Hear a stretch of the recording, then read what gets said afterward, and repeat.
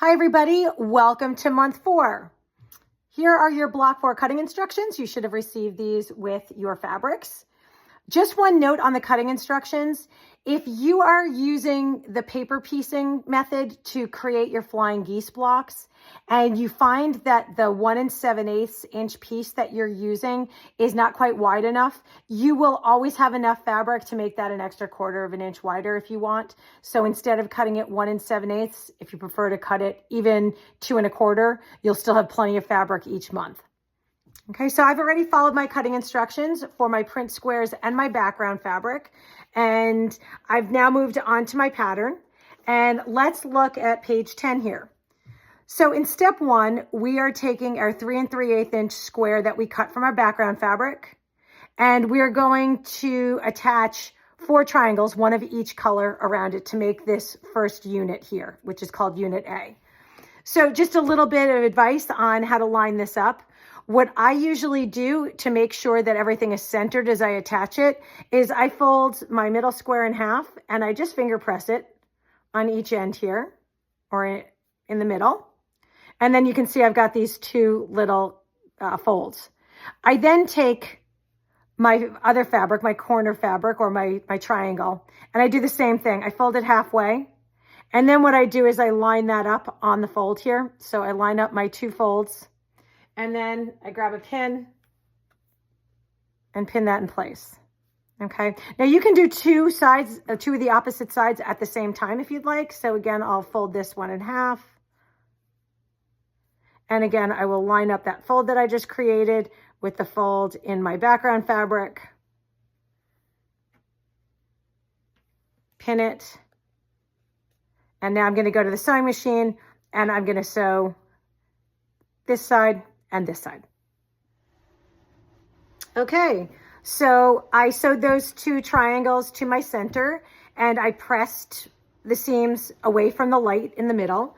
What I like to do now is trim off those ears that you see here. So I'm just going to line this up and trim them off.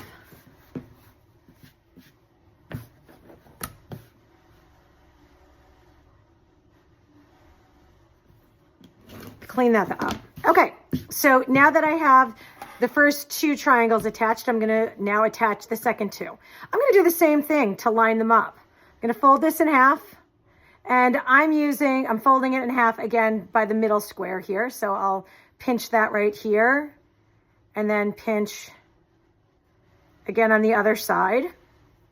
We can see it, those 2 folds here. And now I'm going to line up my other 2 triangles so that they're all centered. Okay, so we'll sew that one on right there. Grab a pin to hold it in place. And I'll do the same thing on the other side as well.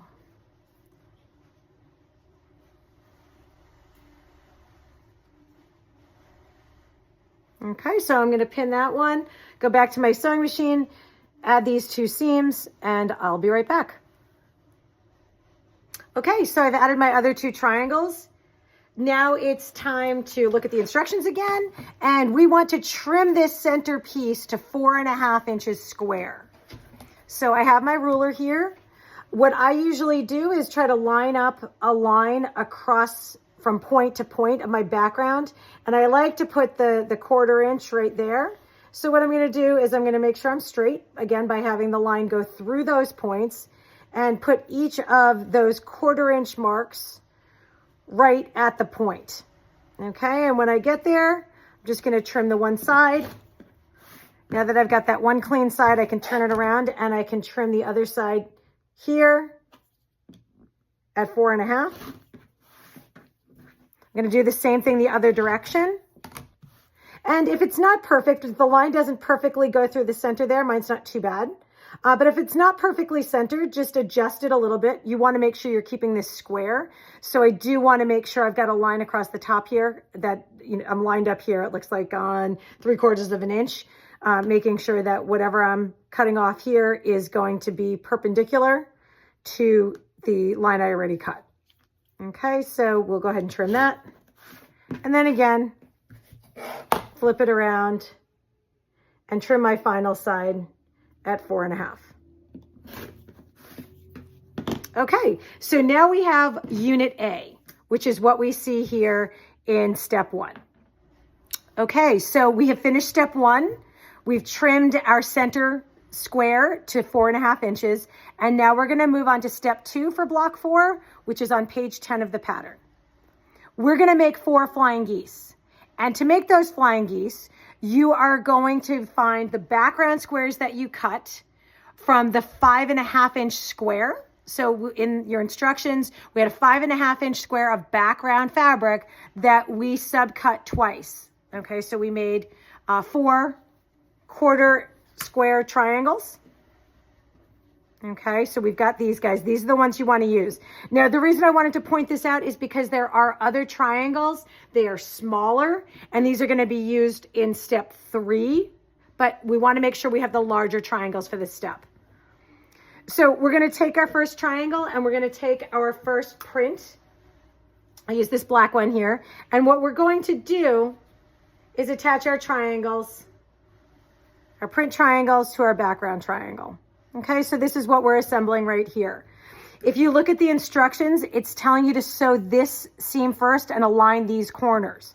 So what that means here is, looking at this, we're going to align this corner. We're going to put these 2 right sides together, line that up. We're going to grab a pin, and we are going to sew this seam with a scant 1/4 inch seam allowance. Okay, now I'm going to set this up for all 4 of my flying geese, and I'm going to sew all 4 of them, press them over, and then I'll be back for the next step. All right, so I've attached the first triangle for my flying geese block. Now I'm going to take that second triangle and line it up the same way, the bottom corner. And we'll line up the sides with the main triangle here.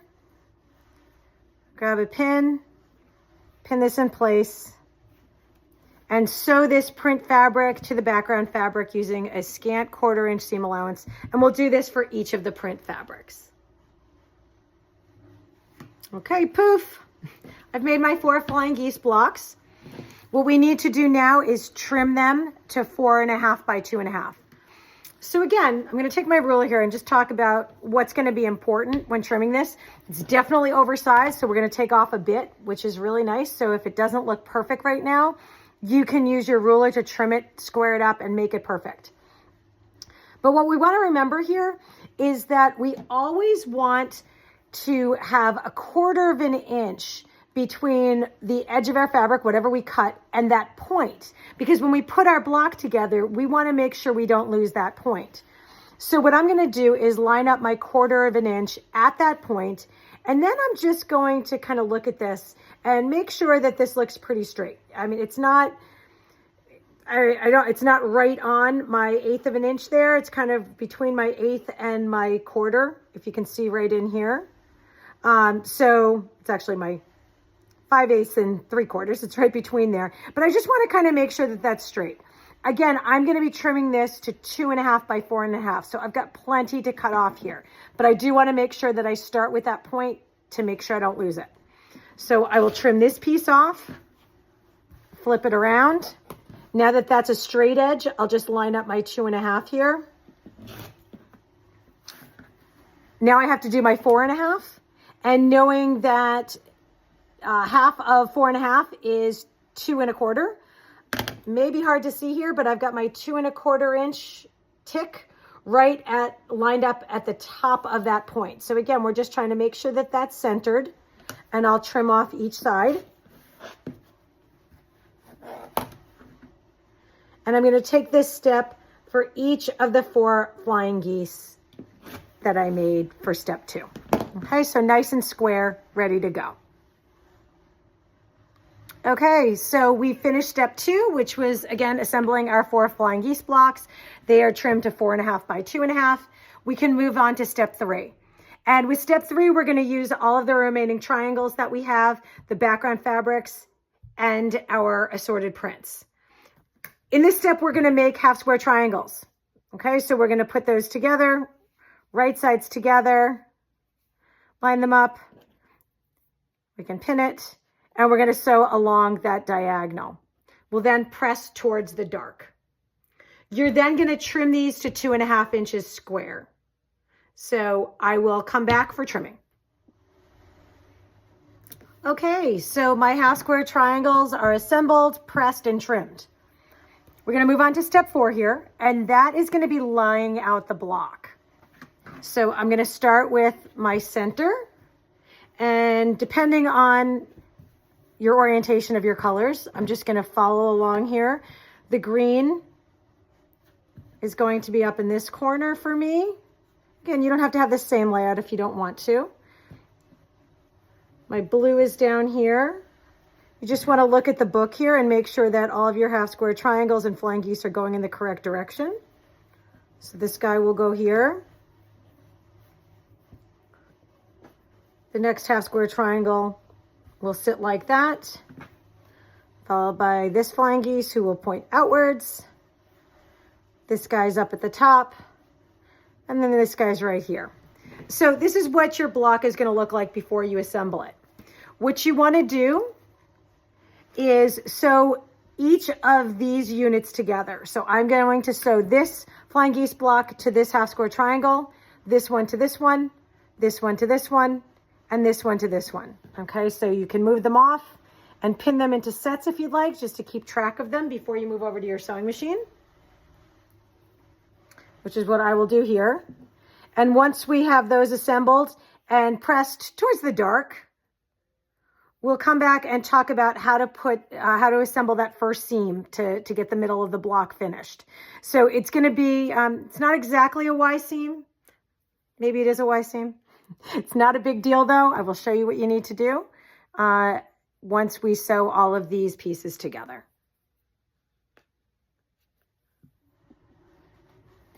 Okay, so you can see that I have my flying geese and my half square triangles attached to one another.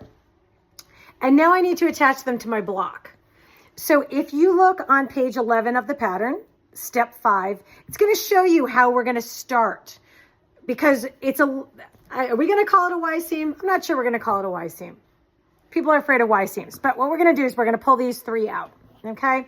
And we're going to start with our center square, and I'm going to start with the piece on the right, as you can see in the pattern here. So what we're going to do is we're going to put these 2 right sides together, and we're going to begin sewing. Sorry, I keep having my pins in the wrong place here. I'm going to go ahead and pin that together. We don't want to sew off the end though. Okay, so what we're going to do is I think I'm going to sew to about here. Okay, now if I flip this over, you'll be able to see that my pin is here. I'm leaving about, what's that, 3/4 of an inch before the end of the seam. I'm going to sew this right along the edge until I get to about 3/4 of an inch, and I'm going to stop. Okay, and then I'm going to press this outwards. Okay, I'll be right back. Okay, so I've done that seam, and again, I pressed it outwards. I actually did open that seam because there is a little bit of bulk there.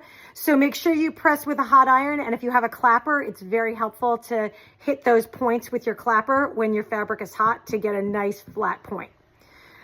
Again, you can see I've got about an inch, 3/4 of an inch that I didn't sew here. I'm going to go counterclockwise and attach all of the other pieces to my center. So now that this piece is on, I can sew the entire top piece here. Okay, so I'm going to go sew that seam. Once I finish this one, I'll be able to sew the side on.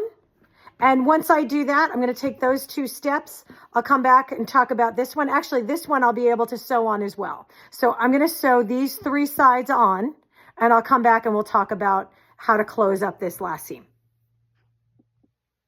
I'm back a little bit sooner than expected. I just wanted to point something out here before I sew this last piece on. So I've attached the top and the left side. It may be helpful here to fold this piece back and just pin it out of the way before you put that bottom piece on, because we don't want to get that one caught. So again, I'm going to attach that bottom piece right now, and then we'll come back and talk about the last bit. Okay, so I attached the bottom piece here. Now we just have to finish off this first seam that we had. So all we're going to do is fold this back over, and you're going to see that we can just come in and line that up, and we can go in and finish the seam. So we'll do that and we'll press the center of the block. All right, so now that the middle of block 4 is finished, we are going to turn to, I believe, page 29. Yep, 29 in your book. And we are going to do what we've done on all of the other blocks. We're going to use the pieces that we created in month 0, our triangles and our cornerstones. We're going to lie out the block, putting the remaining triangles that we cut in our cutting instructions for block 4 in the appropriate places. And then again, following the instructions on page 29, we're going to assemble those kind of advanced flying geese blocks, then attach them to our middle square, then sew the rows together with the cornerstones and finish our block. And poof, here is block 4. Don't forget that each month you want to do one of the flying geese blocks as well. Those instructions are on page 30 and 31 of your book. If you want to follow the book instructions, that's okay, but you also have the option of paper piecing those. And for that, you would use the paper piecing templates that you received in your kit month 1. If you have any questions, don't hesitate to reach out. And remember, we have Block of the Month support group on the second Thursday from 5 to 8 and the second Saturday from 9 to 12. Thanks, everyone. Have a great month.